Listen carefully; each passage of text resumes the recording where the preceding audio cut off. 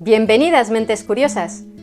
¿Conocéis la historia de la poeta Sor Juana Inés de la Cruz, una de las figuras más relevantes de la literatura hispánica? ¿Sabéis por qué ella misma se autodenominaba la peor monja de la historia?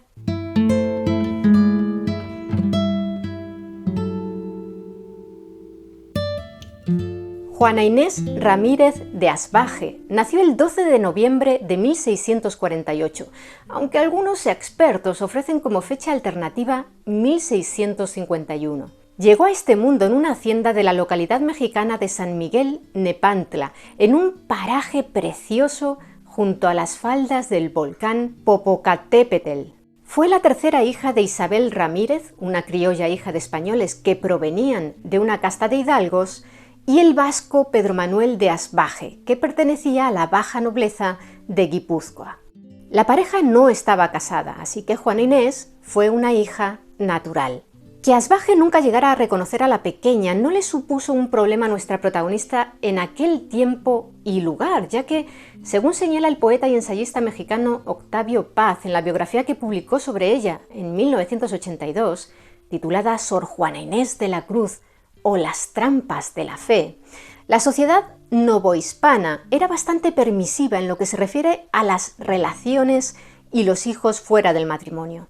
No sabemos casi nada del padre, ni siquiera si llegó a conocer a la pequeña, pero si lo hizo, pronto desapareció de su vida. Quienes sí estuvieron muy presentes en su primera infancia fueron sus abuelos maternos, con quienes vivían Juana y sus hijas. Los abuelos tenían dos haciendas arrendadas, una en Nepantla y otra en Amecameca, de modo que la niña pertenecía a una familia criolla que, sin ser rica, tampoco es que pasara penurias. El abuelo Pedro la influyó de manera especial porque a él le gustaban mucho los libros. De hecho, tenía un estante lleno de ejemplares, a los que Juana Inés tuvo acceso siendo muy niña. Su madre, Isabel, era analfabeta, pero en ella encontró el ejemplo de una mujer de carácter, emprendedora. La pequeña enseguida se convirtió en una niña muy independiente y, al no tener una figura paternal estricta, creció con una libertad mayor de la habitual. Lo poco que sabemos de su infancia es gracias a su obra Respuesta a Sor Filotea de la Cruz, escrita en 1691 cuando tenía 42 años, para dar réplica a unas hirientes críticas que le había lanzado un obispo, un tema del que hablaremos más adelante. En este escrito, la ya monja explicaba que a la edad de 3 años, un día decidió seguir a escondidas a una de sus hermanas mayores, a la que una maestra estaba enseñando a leer. Juana Inés se quedó maravillada con aquellas enseñanzas, de manera que ella también sintió el deseo de aprender. Ni corta ni perezosa, le lanzó a aquella maestra la mentirijilla de que su madre también la había enviado a ella para aprender a leer. Y aunque la mujer no la creyó, aceptó darle la lección. Y no solo aquel día, sino muchos más. De manera que para cuando Isabel, su madre, se enteró de que le estaban dando clases, Juana Inés ya sabía leer. La pequeña no había dicho nada en casa porque temía que su madre la azotara si se enteraba. De esta anécdota podemos deducir que fue una niña muy precoz e inteligente.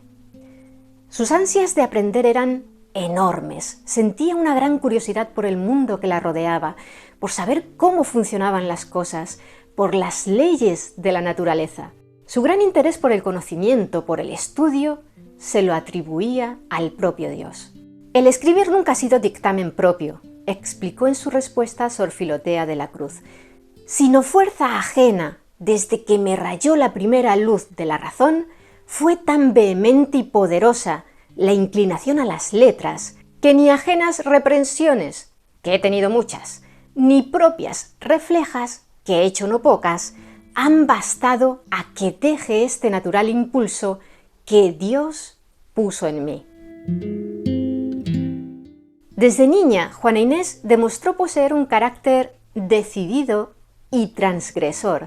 Como ejemplo de ello, con tan solo 6 o 7 años de edad, tras tener conocimiento de que existía un lugar al que los hombres acudían para estudiar, la Universidad de México, Le rogó a su madre que le permitiera acudir a ella también, aunque para ello tuviera que disfrazarse con ropajes de niño para pasar desapercibida.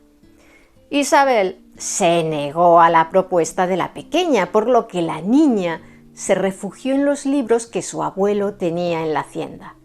Como mujer que era, no le quedó otra que ser autodidacta. El nivel de autoexigencia de Juana Inés, incluso siendo solo una niña, no conocía límites, hasta el punto de, según contó ella misma, castigarse cortando 6 dedos de su cabello si no lograba alcanzar las metas de aprendizaje que se ponía. No me parecía razón, explicó en su respuesta a Sor Filotea de la Cruz, que estuviese vestida de cabellos, cabeza que estaba tan desnuda de noticias, que era más apetecible adorno. Vamos, que para ella era mucho más importante tener en la cabeza conocimientos que unos preciosos cabellos. Con unos 8 años perdió a su abuelo Pedro y poco después a su abuela. Su madre había iniciado una nueva relación con un hombre llamado Diego Ruiz Lozano, con quien Juana Inés siempre se llevó bien. La nueva pareja tuvo 3 hijos, un niño y 2 niñas que, al contrario que las hermanas mayores de nuestra protagonista, llegarían a casarse muy bien. Isabel, como hemos dicho, era una mujer muy emprendedora y fue capaz de hacerse cargo de la hacienda de sus padres pese a ser analfabeta. No sabemos exactamente la razón por la que decidió enviar a su hija Juana Inés a vivir a Ciudad de México, a la casa de su hermana María, que estaba casada con un hombre acaudalado llamado Juan de la Mata. Quizá fue su manera de darle una oportunidad a la pequeña, de entrar a formar parte de un entorno más erudito en el que poder dar respuesta a las ansias de adquirir conocimientos que sentía. Porque los tíos de Juana Inés, María y Juan, mantenían muy buenas relaciones con la corte virreinal. Cabe recordar que estamos en la época del Virreinato de la Nueva España, un territorio que desde 1535 y hasta 1821 formó parte del Imperio Español. O quizá la madre lo único que pretendía era buscarle a su hija un buen acomodo. El caso es que cuando en 1664 los nuevos virreyes, el sevillano Antonio Sebastián de Toledo Molina y Salazar y su esposa Leonor Carreto, marqueses de Mancera, llegaron a Nueva España procedentes de Europa, los tíos de Juana Inés, quien entonces tenía 15 años, la introdujeron en la corte. La muchacha se instaló en el Palacio Virreinal y enseguida maravilló a todos con su inteligencia y cultura, incluidos los virreyes. Se cuenta que aprendió latín tras recibir apenas 20 lecciones del maestro Martín de Olivas, a quien dedicó su poema Máquinas primas de su ingenio agudo. Juana Inés se convirtió en una de las damas de la virreina y ya entonces empezó a escribir poemas, como el que compuso con unos 18 años en honor del monarca Felipe IV de España a su muerte, tras un reinado de 44 años y 170 días, el más largo de la Casa de Austria y el tercero de la historia de España, solo superado por los de Felipe V y Alfonso XIII. Juana Inés entabló una amistad con la virreina Leonor María, con quien compartía su gran pasión por el mundo de las letras. La española se convirtió además en su mecenas y protectora. La joven criolla, además de inteligente y de tener unos conocimientos sobresalientes sobre gran número de materias, era de carácter agradable, simpática, de conversación brillante y evidente belleza. Siendo un dechado de virtudes, no resulta raro pensar que más de uno anduviera prendado de ella en la corte, pero no sabemos si llegó a mantener una relación amorosa, porque, además, casi todos los hombres que visitaban el Palacio Virreinal eran casados. Lo que sí sabemos es que Juana Inés permaneció en la corte 4 años, hasta los 19, cuando se cree que influida en parte por el confesor de los virreyes, el padre Antonio Núñez de Miranda, que también era su propio confesor, en 1667 decidió ingresar en el convento de San José, en la orden de las Carmelitas Descalzas. ¿Por qué lo hizo? Para muchos, ese es uno de los misterios que rodean a nuestra protagonista. Algunos expertos responden que aquella decisión fue el resultado de una gran decepción amorosa. Parece probable que tuviera sus amoríos. Hay quien piensa que es imposible que Sor Juana Inés de la Cruz pudiera escribir sus sonetos de amor sin contar con experiencia. Otros, en cambio, creen que bien pudo obtener esa experiencia con la mera lectura de libros. Pero, desde luego, su pasión por los libros, por el conocimiento, seguro que superaba a cualquier otro deseo. De hecho, vamos a remitirnos a las palabras de Juana Inés en su ya mencionada Respuesta a Sor Filotea de la Cruz, para intentar sacar nuestras propias conclusiones sobre las razones que le hicieron entrar en el convento. En ella nuestra protagonista explicaba: entréme religiosa porque para la total negación que tenía al matrimonio, era lo menos desproporcionado y lo más decente que podía elegir en materia de la seguridad que deseaba de mi salvación. Y la vida en el convento aseguraba no tener ocupación obligatoria que embarazase la libertad de mi estudio, ni rumor de comunidad que impidiese el sosegado silencio de mis libros. En resumen, que como era pobre, solo le quedaban dos opciones en aquella sociedad del siglo XVII: casarse mal, porque no disponía de dote, y tener hijos y un hogar, algo que ella misma dijo que no deseaba, incluso aunque hubiera podido casarse bien, porque lo más probable es que un marido le habría impedido desarrollar su intelecto a través de los libros, o meterse a monja, dado que era una devota católica, e intentar combinar sus obligaciones religiosas con los libros, con el estudio y la posibilidad de escribir. Algunos os preguntaréis, pero si contaba con el apoyo de los virreyes, ¿no podría haber llevado una vida más o menos cómoda en la corte? Sí, es posible, pero ¿durante cuánto tiempo? Los siguientes virreyes también le prestarían su total apoyo o prescindirían de sus servicios en palacio. Era una mujer y en aquella época, como les ocurría al resto de sus congéneres, su destino era el matrimonio o el convento. Seguramente Juana Inés buscaba una vida lo más estable posible para sí misma, para poder dedicarse al estudio y a escribir, y pensó que eso es lo que le ofrecería la vida religiosa. Pero se equivocó. Entre que la rigidez de las normas conventuales le impedían dedicarse a sus libros, la orden en la que ingresó era muy rigurosa, y que se resintió su salud física por una enfermedad, terminó abandonando a las carmelitas descalzas y regresando a la corte, donde por supuesto la acogieron con gusto los todavía virreyes. Leonor María y Antonio Sebastián aún permanecerían en el cargo hasta el año 1673. Fue poco después de su salida del convento, en 1668, cuando el virrey, como muestra de la admiración que sentía por la inteligencia de la muchacha de 19 años, convocó un día a 40 eruditos de la Nueva España, expertos en teología, matemáticas, historia, filosofía, poesía, para que Juana Inés pudiera demostrar ante ellos, como si fueran un tribunal examinador, todos sus conocimientos. Las certeras respuestas de la joven impresionaron a los sabios. El virrey escribió sobre aquel encuentro que la muchacha respondió a las preguntas en la manera en que un galeón real se defendería de pocas chalupas que la embistieran. Así se desembarazaba Juana Inés de las preguntas, argumentos y réplicas que tantos, cada uno en su clase, le propusieron. La joven no solo se dedicaba a estudiar, sino también a escribir. Al año siguiente, en febrero de 1669, ingresó en la Orden de San Jerónimo. La dote que le permitió hacerse monja no la pusieron los virreyes, como apuntan algunas fuentes, ni tampoco su confesor, Núñez de Miranda, sino el rico y poderoso don Pedro Velázquez de la Cadena, a quien había conocido durante su estancia en la corte. No sabemos si porque Velázquez se adelantó a los virreyes o porque estos no vieron conveniente pagar esa dote, dado que Juana Inés formaba parte de la corte. El caso es que seguramente gracias a todos estos contactos en el palacio virreinal que supo ganarse con su inteligencia y habilidad diplomática, Juana Inés conquistó una mayor libertad en el convento. A los religiosos les convenía estar a bien con las autoridades no eclesiásticas. Y con las jerónimas sí pudo sentirse ella misma, puesto que le permitían compaginar sus deberes monásticos con su amor por las letras. Fue allí donde eligió su nombre religioso definitivo y por el que todos la conocemos hoy, Sor Juana Inés de la Cruz.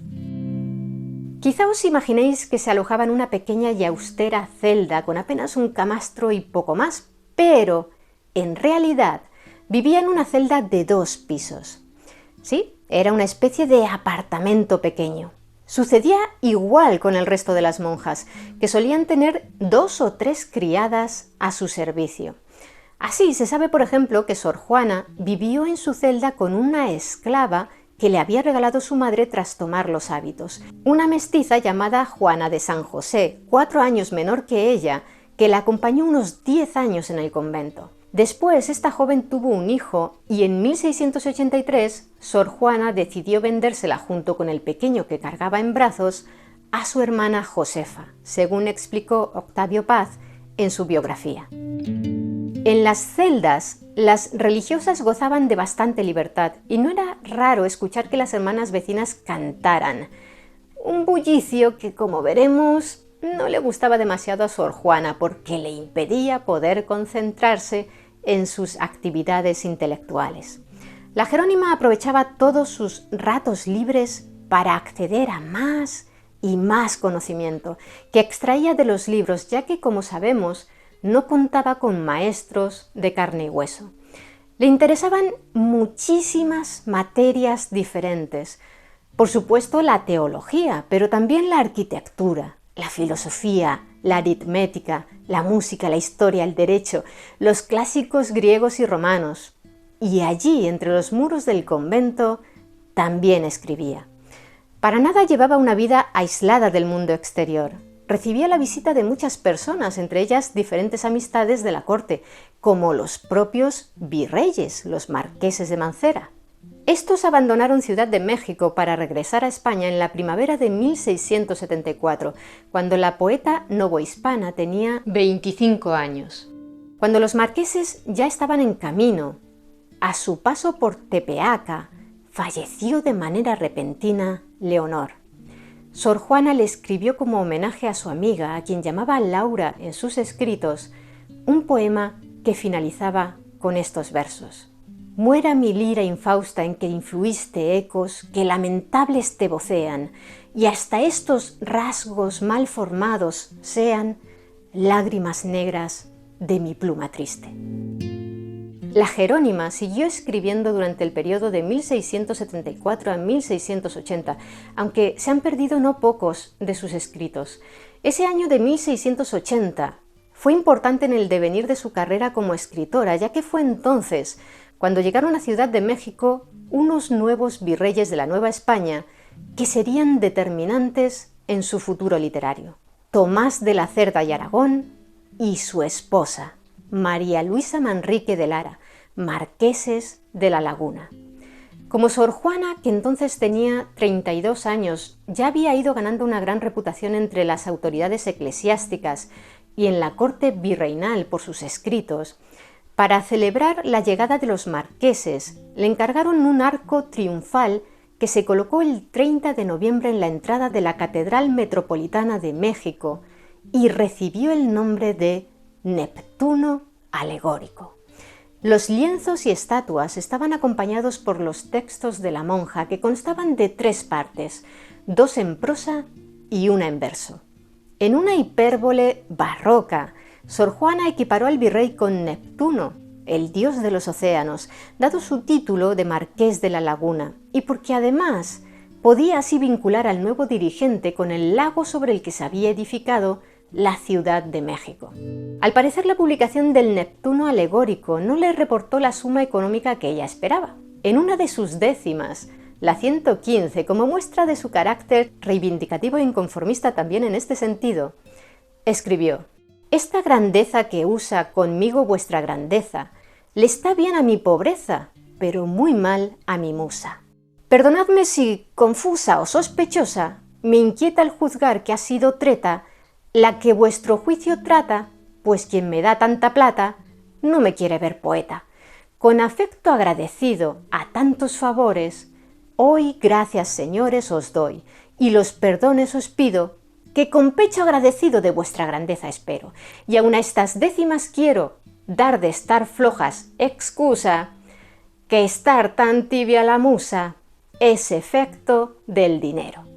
Vamos, que se excusaba de que si la décima no estaba a la altura de las circunstancias, era porque no le habían pagado bien. Cabe destacar que tras el encargo del Neptuno alegórico, las relaciones con el padre Núñez de Miranda, su confesor, se empezaron a tensar. Él se mostraba hostil con ella porque no estaba de acuerdo con que llevara lo que consideraba una vida mundana, con escritos que en muchas ocasiones no eran religiosos, sino sobre temas profanos. Y es que para el padre Núñez de Miranda, según sus propios escritos, las monjas debían estar muertas al mundo, y Sor Juana estaba muy viva al mundo para su gusto. En una carta que la monja le escribió al jesuita en 1682, localizada recientemente en 1980, le echaba en cara que la hubiera criticado en público los 2 últimos años, que en fechas coinciden con el montaje de su Neptuno alegórico, y le daba a entender que con ella funcionaba mucho mejor la persuasión a través del poder de la razón que el autoritarismo. En dicha misiva podemos leer frases como esta: si es mera caridad, parezca mera caridad y proceda como tal suavemente, que el exasperarme no es buen modo de reducirme, ni yo tengo tan servil natural que haga por amenazas lo que no me persuade la razón. Sor Juana también hace referencia al tema de la envidia y de hecho algunos expertos apuntan que los desencuentros entre ambos pudieron originarse por los celos profesionales que aquel poderoso religioso sentía por la Jerónima. La relación terminó por romperse, se cree que por iniciativa de Sor Juana, que se buscó otro confesor. Por cierto que en su soneto 146 se cree que tras la palabra mundo se esconde el nombre de Núñez de Miranda. Dichos versos dicen así: en perseguirme mundo, ¿qué interesas? ¿En qué te ofendo? Cuando solo intento poner bellezas en mi entendimiento y no mi entendimiento en las bellezas. Yo no estimo tesoros ni riquezas, y así siempre me causa más contento poner riquezas en mi pensamiento que no mi pensamiento en las riquezas. En cuanto a los nuevos virreyes, Sor Juana pronto entabló una gran amistad con María Luisa, que igual que había hecho antes Leonor, se convirtió en su mecenas, al igual que su marido, el virrey. De hecho, fue la marquesa de la Laguna quien publicaría en Madrid, tiempo después, el primer volumen de las obras de Sor Juana. Ambas mujeres eran prácticamente de la misma edad, la española un año menor. A María Luisa la llamaba en sus escritos Licio Filis y en ellos se aprecia una apasionada amistad. Estos son algunos de los versos que le dedicó. Vuelve a ti misma los ojos y hallarás en ti y en ellos no solo el amor posible, más preciso el rendimiento, entre tanto que el cuidado en contemplarte suspenso, que vivo asegura solo en fe de que por ti muero.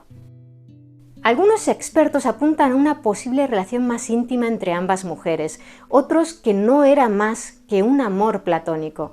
También hay quien considera que aquella manera de referirse a un mecenas no era tan extraña, pero lo cierto es que sí llamó la atención de algunos de sus coetáneos. Desde luego son poesías de amor y Sor Juana Inés habla como una enamorada de María Luisa, que además era una mujer también muy hermosa e inteligente. Pero estamos ante un amor terrenal o ante un amor intenso y espiritual como el que San Juan de la Cruz manifiesta a Dios en su cántico espiritual. En la primera estrofa de este poema, el poeta místico del Renacimiento español decía lo siguiente: ¿a dónde te escondiste, amado, y me dejaste con gemido? Como el ciervo huiste habiéndome herido, salí tras ti clamando y era sido. En este otro soneto de Sor Juana, que acompañaba un retrato suyo que hizo llegar a una persona, a María Luisa, también destacan los rasgos del amor cortés. Mas si por dicha trocada mi suerte tú me ofendieres, por no ver que no me quieres, quiero estar inanimada, porque el de ser desamada será lance tan violento que la fuerza del tormento llegue aún pintada a sentir, que el dolor sabe infundir almas para el sentimiento, Y si te es faltarte aquí el alma cosa importuna, me puedes tú infundir una de tantas como hay en ti, que como el alma te di y tuyo mi ser se nombra, aunque mirarme te asombra en tan insensible calma, de este cuerpo eres el alma y eres cuerpo de esta sombra. Desde luego son versos apasionados, una pasión que encontramos también en su famoso soneto 165, que trata sobre el anhelo de amor ante un amante de presencia huidiza. Detente, sombra de mi bien esquivo, imagen del hechizo que más quiero, bella ilusión por quien alegre muero, dulce ficción por quien penosa vivo. Si al imán de tus gracias atractivo sirve mi pecho de obediente acero, ¿para qué me enamoras, lisonjero, si has de burlarme luego fugitivo? La época en la que los marqueses de la Laguna fueron los virreyes de la Nueva España fue un gran periodo para los poemas de Sor Juana, y no pocas de sus composiciones se las dedicó a la propia María Luisa, que desde luego la ayudó mucho a incrementar su fama. A esta virreina dedicó un poema satírico-filosófico, que es uno de los primeros alegatos en defensa de la mujer, en el que acusa a los hombres de ocasionar el comportamiento sexual femenino que luego ellos censuran. Hombres necios que acusáis a la mujer sin razón, sin ver que sois la ocasión de lo mismo que culpáis, explica ya en la primera estrofa. Los escritos de Sor Juana fueron alcanzando cada vez mayor popularidad y prestigio, y dadas sus dotes literarias empezó a recibir más y más encargos. Merced a esa fama, no solo recibía muchas visitas de personas de la élite cultural de Nueva España, como su gran amigo, el también escritor mexicano Carlos de Sigüenza y Góngora, sino que mantenía correspondencia con eruditos no solo de América, sino también de Europa. En su obra, cuyo estilo predominante es el barroco, se nota la influencia de autores españoles como Lope de Vega, Luis de Góngora, Francisco de Quevedo o Calderón de la Barca. En 1685 cayó en desgracia el entonces duque de Medinaceli, Juan Francisco de la Cerda, hermano del virrey que era mecenas de Sor Juana. El rey Carlos II ordenó la salida del duque de la corte española, lo que era prácticamente sinónimo de destierro, de manera que los virreyes Tomás Antonio y su esposa María Luisa abandonaron el cargo de virreyes un año más tarde. Es de suponer que cuando Sor Juana Inés y la marquesa de la Laguna se tuvieron que separar en 1688, ella y su esposo aún permanecieron en la Nueva España 2 años después de concluir su gobierno, la poeta debió de lamentar aquella separación. En cualquier caso, ambas continuaron en contacto y los marqueses siguieron ejerciendo como sus mecenas. Así, María Luisa se encargó de que se estrenara en España durante el Corpus del año siguiente, o de 1690, el auto sacramental El Divino Narciso, y publicó con dinero de su propio bolsillo en Madrid, en 1689, parte de la obra de Sor Juana reunida en un libro que contaba con el barroco título de Inundación castálida de la única poetisa, musa décima, Sor Juana Inés de la Cruz. La obra le dio fama a la poeta en todo el mundo literario hispánico, incluida la península ibérica. En ella podemos leer sobre todo sonetos y romances, pero también liras, redondillas, décimas, loas, poesía religiosa con algunos poemas sueltos y varios villancicos, y el libro se cierra con el Neptuno alegórico que años atrás había dedicado al marqués de la Laguna. Sor Juana recopiló todos estos escritos en copias manuscritas que estaban dispersas y se las envió desde Nueva España a su amiga para que ésta procediera a su publicación. Sor Juana destacó por su obra lírica, sus composiciones poéticas, religiosas y laicas, y entre ellas podemos encontrar numerosos villancicos que escribió para las catedrales de México, Puebla y Oaxaca. ¿Sabíais que los villancicos son composiciones musicales que se originaron en la península ibérica durante el siglo XV? Al principio eran canciones de carácter profano, con estribillo, normalmente de temática amorosa, aunque a partir de la segunda mitad del siglo XVI cambiaron el tema central por los temas religiosos. Lo habitual era que se interpretaran a varias voces. Entre los que compuso Sor Juana se encuentra esta alegre canción titulada A este edificio célebre, con música de Andrés Flores, que también era criollo. El extracto que escucharéis a continuación está interpretado por el grupo Les Délices, fundado por la oboísta barroca Debra Nagy en 2009.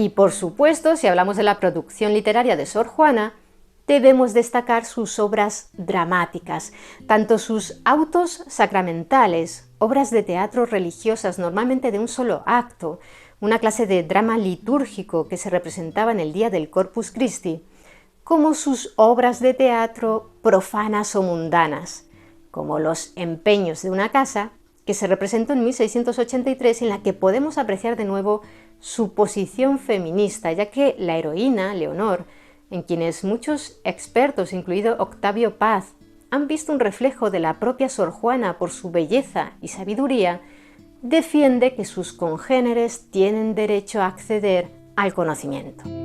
Entre las obras no religiosas también destaca su comedia mitológica Amores más laberinto, que se estrenó en enero de 1689 en honor al entonces nuevo virrey de la Nueva España, Gaspar de la Cerda y Mendoza, conde de Galve, quien llegó a Ciudad de México acompañado de su esposa, Elvira de Toledo. El argumento de la obra de teatro, para la que Sor Juana contó con la colaboración de su amigo y también escritor Juan de Guevara, retoma el mito griego de Teseo, su lucha contra el Minotauro y su triángulo amoroso con Ariadna y Fedra. También había participado Sor Juana tiempo atrás, y según creen expertos como Octavio Paz, en la finalización de una comedia escrita por Agustín de Salazar y Torres titulada La Segunda Celestina, que quedó inconclusa a la muerte del autor en 1675. Pero hemos mencionado los autos sacramentales. Volvamos a ellos. La monja mexicana escribió 3, y entre ellos destaca El Divino Narciso, publicado en 1689 y considerado de los mejores que se han escrito de su género. Lo introduce una interesante loa sobre la llegada de los europeos a América y las creencias precolombinas. Y aunque es cierto que se interpretan los ritos de los autóctonos como fruto de la inspiración diabólica, como algo negativo, con la llegada de los españoles aquellos rituales de los pueblos nativos fueron considerados como propios de salvajes y perseguidos, también es cierto que Sor Juana, que sentía una gran empatía por los pueblos originarios y sus costumbres ancestrales, destaca las similitudes de algunos elementos de la religión de los nahuas con los rituales cristianos. Es el caso de la celebración de la ceremonia del Teocualo, Dios es comido, con la que los aztecas rendían culto al dios Huitzilopochtli, comiéndose imágenes de esta deidad hechas de semillas maceradas y amasadas de amaranto, que es un cereal. Seguro que a muchos de vosotros, como a Sor Juana, este rito os resulta comparable con el misterio de la Eucaristía de la fe cristiana. En la loa se enfrentan los personajes nativos, América y Occidente, que bailan y cantan a su dios de las semillas, con los recién llegados europeos, el celo y la religión católica, que terminan imponiéndose por medios militares, pero al ver en algunas de las prácticas rituales de los precolombinos coincidencias con la que ellos consideran la verdadera religión, el personaje de la religión católica, con el objetivo de lograr la conversión definitiva de América y Occidente, pide que se represente a continuación el auto sacramental El Divino Narciso, en la que estos personajes de la loa son meros espectadores. En dicha obra se representa el misterio del sacrificio de Cristo, su crucifixión, que aparece retratado de forma alegórica como el mito de Narciso, personaje que se enamora de su propio reflejo, que en la obra es la naturaleza humana, un personaje que busca de manera continua al protagonista para que la redima de todas sus faltas. El demonio está encarnado en la ninfa Eco, a quien acompañan soberbia y amor propio. En cuanto a los otros dos autos sacramentales de Sor Juana, llevan por título El mártir del sacramento, San Hermenegildo, y El cetro de José, que se publicaron en el segundo tomo de Inundación Castálida en 1692.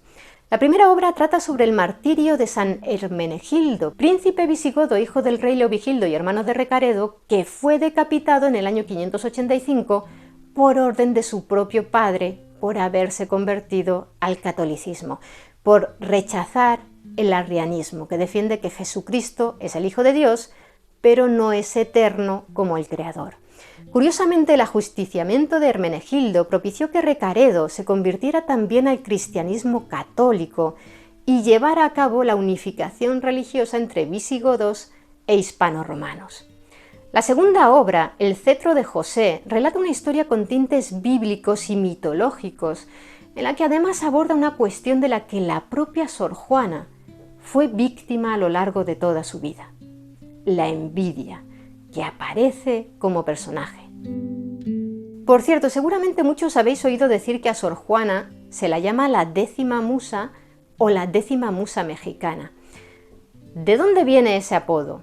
Fue un apelativo que le pusieron tiempo después los críticos de arte por su sobresaliente obra.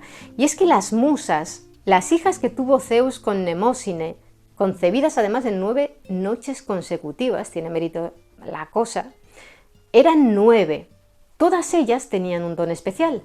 Calíope era la musa de la poesía épica, Clio de la historia, Erato de la poesía lírica, Euterpe de la música, especialmente la de la flauta, Melpómene de la tragedia, Polimnia de los cantos, Talía de la comedia, Terpsícore de la danza y poesía coral, y Urania de la astronomía y la poesía didáctica. Bien merecía Sor Juana ser la 10ª, dados sus dones especiales. La Jerónima también ha recibido los apodos de Fénix de México y Fénix de América. Nos habíamos quedado en 1689, año en el que Sor Juana cumplió 2 décadas como monja jerónima.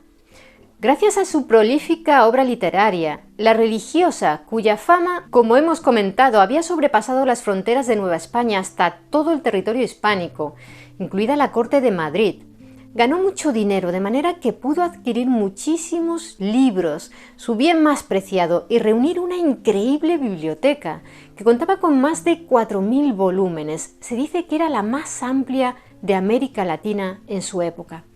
Además, ayudó económicamente a conocidos y a parientes, como una sobrina llamada Isabel María, a quien adoptó y que también ingresó como monja en el convento de los Jerónimos. Algunos os preguntaréis cómo es posible que en aquella época, en pleno siglo XVII, las autoridades eclesiásticas, en un periodo tan patriarcal, le permitieran a Sor Juana Inés, mujer y monja, escribir y publicar sus obras, y además textos en ocasiones muy atrevidos, desafiando los prejuicios de la época contra las de su género.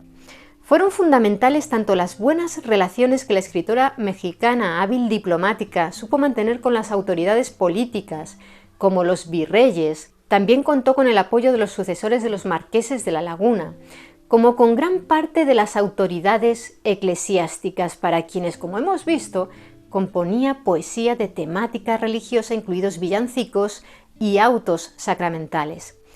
Sin embargo, en noviembre de 1690 ocurrió algo que supuso el principio del fin para la libertad y los privilegios que hasta ese momento había tenido Sor Juana como intelectual. El entonces obispo de Puebla, un español llamado Manuel Fernández de Santa Cruz, le pidió a Sor Juana que escribiera una crítica de un discurso pronunciado en Lisboa unos 40 años atrás por un jesuita famoso, confesor de la reina Cristina de Suecia. Se trataba del portugués Antonio Vieira, que por entonces tenía 82 años y vivía retirado en la localidad brasileña de Ciudad de Bahía. Para entender lo que sucedió después, hay que conocer el contexto histórico que nos han expuesto en sus ensayos Octavio Paz y el italiano Dario Puccini. Según estos expertos en la figura de Sor Juana, Vieira era algo así como la mayor inspiración del entonces arzobispo de México, que se llamaba Francisco de Aguiar y Seijas, un religioso español como Fernández de Santa Cruz, muy inteligente, caritativo y gran teólogo. pero también excéntrico, severo y misógino. Entre su servidumbre no tenía mujeres, con quienes se mostraba siempre muy crítico, y hasta se contaba que si se hubiera enterado de que una había entrado en su casa, habría quitado los ladrillos que la mujer hubiera pisado uno a uno. Como podéis imaginar, nunca vio con buenos ojos las actividades literarias e intelectuales de Sor Juana, pero claro, la monja contaba con la protección desde el Palacio Virreinal e incluso desde España, de los marqueses de la Laguna. Pues bien, atentos, porque el asunto es un poco culebrón. Resulta que Aguiar y Seijas y el obispo de Puebla, Fernández de Santa Cruz, habían pugnado 10 años atrás por el mismo puesto, el arzobispado de México, y la poderosa Compañía de Jesús se había decantado por elegir al primero. Una década más tarde seguía existiendo bastante rivalidad entre los dos españoles. En el marco de esos desencuentros, Fernández de Santa Cruz, como hemos dicho, le encargó a Sor Juana que realizara un ensayo sobre un conocido discurso de Vieira, al que, como hemos comentado, admiraba sobremanera el arzobispo, Aguiar y Seijas. En ese discurso, el portugués había hablado sobre la mayor fineza de Cristo. Hay que entender fineza como el mayor favor, la mayor prueba de amor que Cristo ha dado a los hombres. En su discurso, el luso había rebatido las tesis de 3 eruditos de la Iglesia: San Juan Crisóstomo, que había defendido que la mayor fineza de Cristo había sido el acto de humildad de lavarles los pies a sus discípulos el Jueves Santo; San Agustín, que proponía como mayor fineza que el Hijo de Dios hubiera dado su vida por los hombres; y Santo Tomás de Aquino, que destacaba el que Cristo se hubiera quedado entre el género humano en forma de sacramento, en la Eucaristía. El padre Vieira los rebatió a los 3 y defendió en su llamado Sermón del Mandato que la mayor fineza había sido no reclamar para sí mismo el amor, sino para el prójimo, que el mandato de Cristo, y de ahí viene el nombre del sermón, fuera que nos amáramos los unos a los otros como Él nos había amado. En su discurso, el padre aseguraba que la propuesta de fineza que él hacía no podría ser superada por nadie. Pero en su ensayo, que Sor Juana tituló Crisis de un sermón, defendió las tesis propuestas por los 3 padres de la Iglesia, San Juan Crisóstomo, Santo Tomás de Aquino y San Agustín, y rebatió los argumentos del jesuita europeo para terminar asegurando que, en su opinión, la mayor fineza no de Cristo, sino de Dios, no era aquel mandato de amor al que se refería Vieira, sino el libre albedrío que el Creador había otorgado a los hombres para que éstos pudieran dirigir su propio destino. Para ella, pues, la mayor fineza de Dios era que no haga finezas a los hombres, que no nos haga favores, porque como somos unos ingratos, así nos ahorra ese pecado.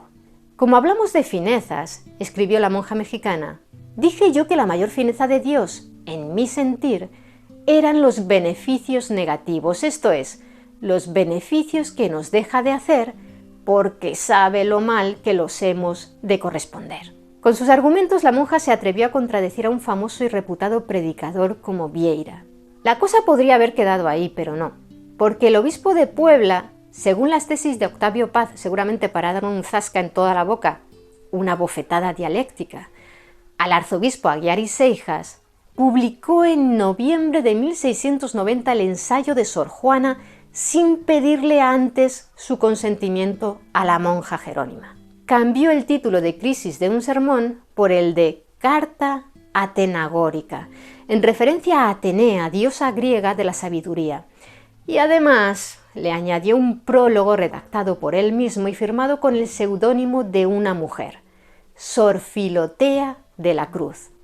Este prólogo fue una especie de carta de admiración envenenada, porque en ella Fernández de la Cruz reconocía las sobresalientes aptitudes intelectuales de Sor Juana, pero al mismo tiempo le lanzaba una dura crítica porque dedicara tantos de sus escritos a la vida profana en lugar de hacerlo a la temática religiosa. Lástima es, escribió el obispo, que un tan gran entendimiento de tal manera se abata a las rateras noticias de la tierra que no desee penetrar lo que pasa en el cielo. La publicación de la carta atenagórica suponía, según Octavio Paz, una doble humillación para Aguiar y Seijas, porque en ella Sor Juana criticaba al padre Vieira, lo que de facto suponía una crítica contra su propia persona. Y además lo hacía una fémina, Sor Juana Inés de la Cruz, y ya sabemos que a las mujeres no podía verlas ni en pintura. Así que esta obra de la Jerónima, publicada sin su consentimiento, armó un gran revuelo. ¿Cómo se atrevía aquella monja? Era la jerarquía eclesiástica quien correspondía escribir tesis teológicas. Y para empeorar aún más las cosas, resulta que el antiguo confesor de nuestra protagonista, ¿os acordáis de él, el padre Núñez de Miranda? También era jesuita, como Vieira, y de la cuerda de Aguiar y Seijas. En realidad, Núñez de Miranda apoyaba la tesis de Santo Tomás de Aquino sobre las finezas de Cristo, porque él era un gran defensor de la Eucaristía, pero algunos expertos, no sé si obviando que Sor Juana nunca pensó que su crisis de un sermón vería la luz, consideran que la defensa que hizo del libre albedrío para hombres y mujeres y su mención al tema de la envidia se podrían considerar ataques contra su antiguo confesor. Ante el escándalo generado sobre todo entre los sectores más conservadores de la Iglesia, que vieron su oportunidad para criticar a la monja poeta abiertamente, pese a los apoyos que tenía dentro del ámbito eclesiástico y fuera de él, Sor Juana vio peligrar la libertad que le habían dejado hasta ese momento para seguir aprendiendo y escribiendo. Así que decidió defenderse en su respuesta a Sor Filotea de la Cruz, un escrito que concluyó en marzo de 1691 y que, como hemos dicho al principio de este vídeo, puede considerarse una autobiografía por todo lo que cuenta de sí misma. En ella dejaba claro que aquella carta atenagórica la había escrito por un encargo y sin saber que se iba a publicar.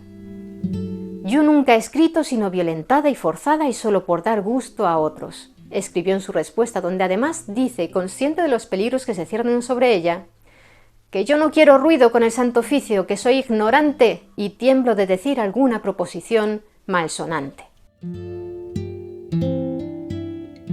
Su respuesta a Sor Filotea de la Cruz es un alegato en favor del derecho de todo ser humano, incluidas las mujeres, a tener acceso al saber y a la libertad intelectual. A la acusación de dedicarse más a temas no religiosos, respondía que veía las ciencias y las artes humanas como escalones para llegar al conocimiento máximo de la sagrada teología. También hacía referencia a que había tenido que ser autodidacta, que tuvo que adquirir todos los conocimientos sin la ayuda de maestros, solo con la muda guía de los libros. Y destacaba, no sin un notable sentido del humor, cómo a veces el entorno no la ayudaba a que pudiera dedicarse a su pasión por las letras, ya que la vida conventual no ofrecía la soledad que un escritor normalmente necesita para trabajar. Lo que sí pudiera ser descargo mío, escribió, es el sumo trabajo no solo en carecer de maestro, sino de condiscípulos con quienes conferir y ejercitar lo estudiado, teniendo solo por maestro un libro mudo, por condiscípulo un tintero insensible, y en vez de explicación y ejercicio muchos estorbos, no solo los de mis religiosas obligaciones, que estas ya se sabe cuán útil y provechosamente gastan el tiempo, sino de aquellas cosas accesorias de una comunidad, como estar yo leyendo y antojárseles en la celda vecina tocar y cantar, estar yo estudiando y pelear dos criadas y venirme a constituir juez de su pendencia, estar yo escribiendo y venir una amiga a visitarme haciéndome muy mala obra con muy buena voluntad, donde es preciso no solo admitir el embarazo, pero quedar agradecida del perjuicio. Y esto es continuamente, porque como los ratos que destino a mi estudio son los que sobran de lo regular de la comunidad, esos mismos les sobran a las otras para venirme a estorbar, y solo saben cuánta verdad es esta los que tienen experiencia de vida común, donde solo la fuerza de la vocación puede hacer que mi natural esté gustoso, y el mucho amor que hay entre mí y mis amadas hermanas, que como el amor es unión, no hay para él extremos distantes, subrayaba Sor Juana. por no hablar de dificultades añadidas que le impedían contar con demasiado tiempo para sí misma y sus estudios, ya que ocupaba el puesto de bibliotecaria y estaba encargada de la contabilidad en el monasterio, además de las visitas que debía atender y que le realizaban desde autoridades del clero y la corte hasta otros conocidos. En una ocasión, según cuenta en su respuesta, en el monasterio le prohibieron leer y estudiar, y ella obedeció. Fueron 3 meses, hasta que la santa prelada, que creyó que el estudio era cosa de Inquisición, dejó de tener el poder de ordenarle. En este periodo, pese a no coger en sus manos un libro, Sor Juana no pudo evitar seguir estudiando, porque estaba fuera de su alcance el no hacerlo.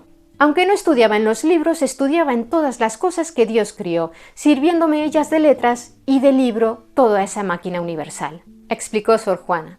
Su respuesta a Sor Filotea de la Cruz también está considerada un gran manifiesto feminista. De hecho, para algunos estudiosos, como la crítica literaria e hispanista estadounidense Dorothy Sons, experta en la figura de Sor Juana Inés de la Cruz, Sor Juana fue la primera feminista de América, ya que tiene una profunda conciencia de su feminidad y defendía a las mujeres frente a la supuesta superioridad atribuida a los hombres.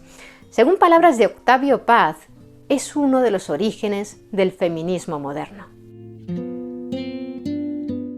Como el obispo de Puebla había escrito que ninguna mujer debería afanarse por aprender de ciertos temas filosóficos, en la respuesta que la Jerónima le dio, ensalzaba a numerosas mujeres doctas, entre ellas la filósofa neoplatónica Hipatia de Alejandría, a la que cita como una de las grandes mujeres. No le impidió hacerlo el hecho de que Hipatia fuera asesinada en el año 415, víctima de la intolerancia contra las mujeres, por un grupo de devotos precisamente cristianos. Sor Juana fue valiente y usó una lógica aplastante en su respuesta a Sor Filotea de la Cruz, y al principio no se arredró ante las voces críticas. En el marco de esos ataques por parte de, entre otros, Aguiar y Seijas y su exconfesor Núñez de Miranda, en 1691 Sor Juana escribió el villancico a Santa Catarina. Según cuenta la tradición, Santa Catalina de Alejandría, que nació a finales del siglo III, fue una joven muy sabia e inteligente que había estudiado letras y ciencias e intentó convertir al cristianismo al emperador romano Maximiano cuando éste visitó la ciudad portuaria de Egipto en la que ella vivía. Como el emperador fue incapaz de alcanzar el nivel de debate de Santa Catalina, hizo llamar a un gran número de sabios que, para enfado de Maximiano, salieron derrotados del debate con la mujer. Y no solo eso, sino que muchos de ellos terminaron convertidos a la fe cristiana. Según la leyenda, el emperador envió a estos a la hoguera y mandó torturar a Santa Catalina con una rueda con cuchillas, que en cuanto entró en contacto con la piel de la muchacha, milagrosamente se rompió. El obstinado Maximiano ordenó entonces que le cortaran la cabeza a Santa Catalina y, según la tradición, de su cuello brotó leche en lugar de sangre. Los versos del villancico de Sor Juana sobre esta mártir cristiana dicen así: Érase una niña, como digo a usted, cuyos años eran 8 sobre 10.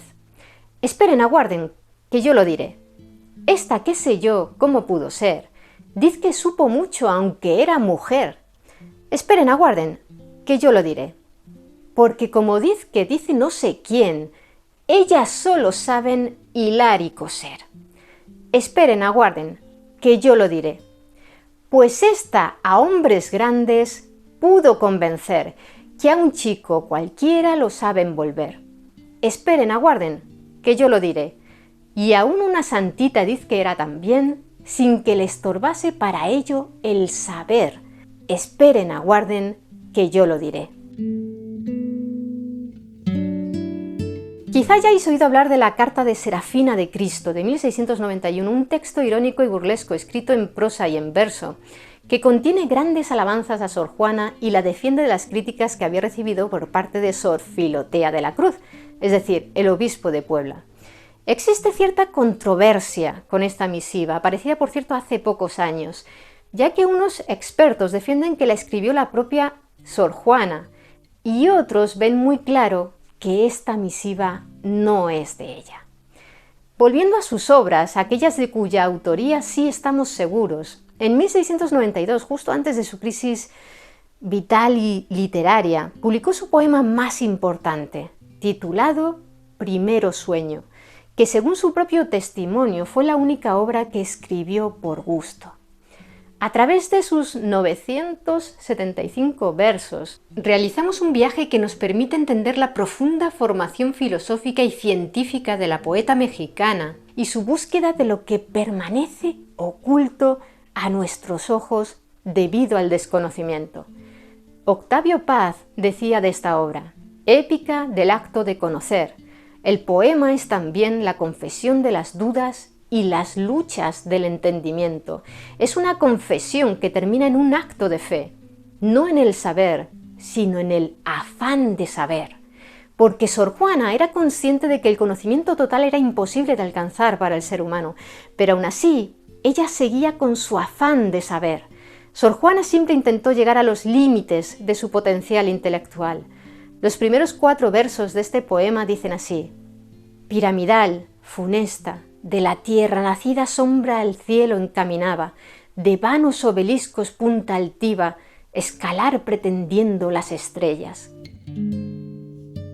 Como veis, durante un tiempo continuó escribiendo e intentó aguantar los envites de sus enemigos, pero el contexto histórico no se lo permitió, porque en ese mismo año de 1692 la situación económica era muy dura para el pueblo. Había sequía y hambruna debido a una gran escasez de maíz y trigo. Y la tarde del 8 de junio de 1692 se produjo un motín en Ciudad de México que terminó en el asalto al palacio del virrey, que era Gaspar de la Cerda y Mendoza.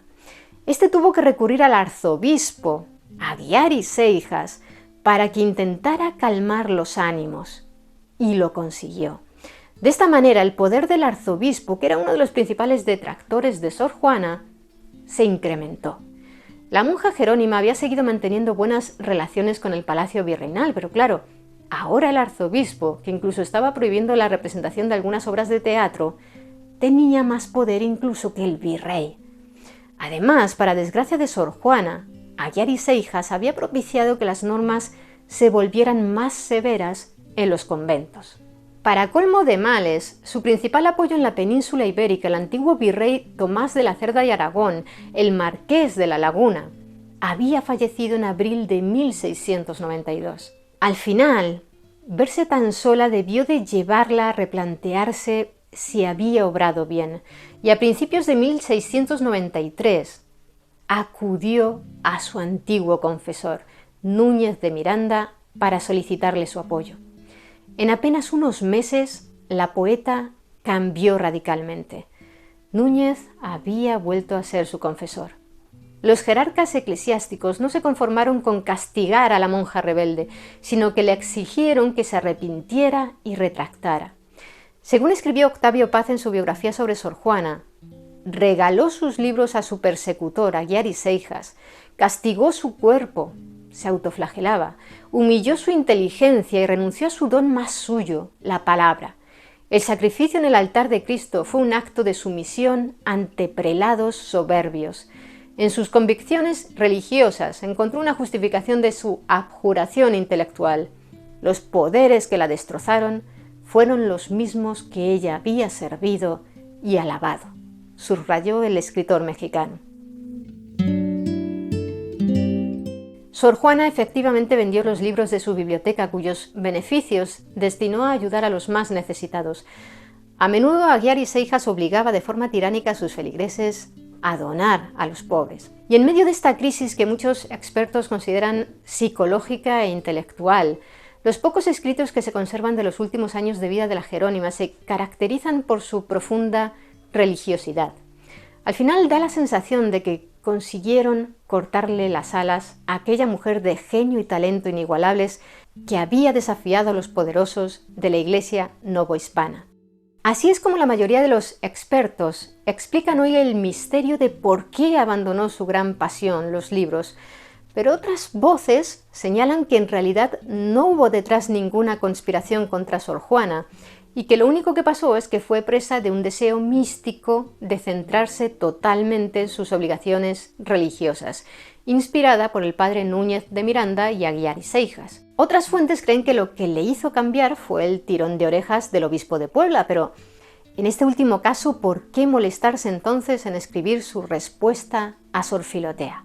En fin, lo cierto es que no podemos tener la certeza de cuáles fueron las razones para su enigmático cambio de los últimos años, porque no las dejó en ningún escrito. El caso es que empezó a dedicarse mucho más a los oficios religiosos y además de flagelarse, rezaba muy a menudo para solicitar el perdón de Dios, porque ella era una católica devota que deseaba salvar su alma.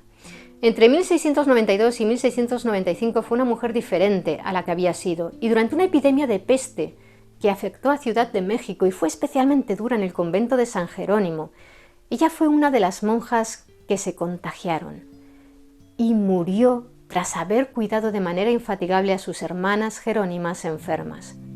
Falleció en su celda el 17 de abril de 1695, con 46 años. Sus restos se enterraron el mismo día de su muerte, algo habitual durante una epidemia.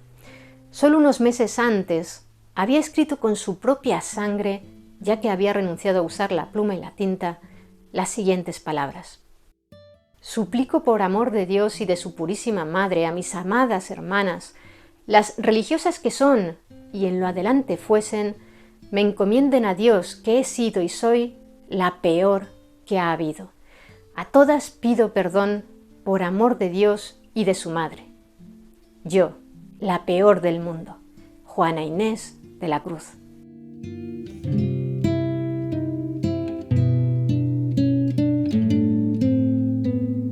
¿Qué opináis? ¿Fue la peor monja de la historia? No lo parece. En lo que sí están de acuerdo muchos expertos es en que Sor Juana Inés de la Cruz fue la escritora más importante de la Nueva España, ya sean hombres o mujeres con quien la comparemos. ¿Y vosotros? ¿Qué opináis de la vida de Sor Juana Inés de la Cruz? ¿Os gustan sus obras? Me gustaría que nos lo contarais abajo en los comentarios. Y si queréis conocer más historias interesantes, suscribíos a nuestro canal. Muchas gracias por estar ahí, mentes curiosas. Nos vemos en el siguiente vídeo.